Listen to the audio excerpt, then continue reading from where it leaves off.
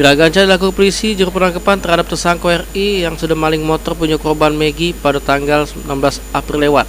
Tersangka baru setahun bebas ini sudah melakukan aksi di rumah korban, di mana waktu itu motor tersebut lagi ada di parkiran.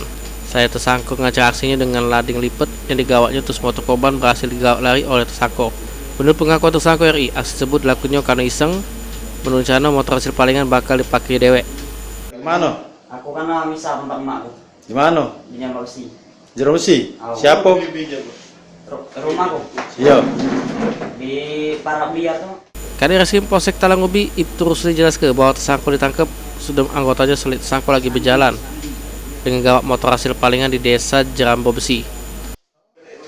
Penangkapan ini berdasarkan informasi dari korban bahwa mengetahui sepeda motor yang hilang 3 hari yang lalu ada dilihat orang tak dikenal mengendarai. Kemudian korban menelpon anggota kita Musir, Katim Musir Parianto dan Brigadir Rino, meluncur ke di mana tempat diduga pelaku ini membawa sepeda motor.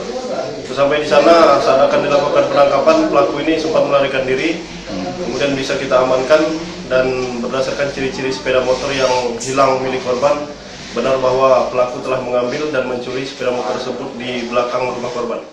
Atas perbuatan ini, tersangka RI pun selanjutnya dijeblos ke juru tahanan Polsek Talang Ubi. Setiawan, PAL TV.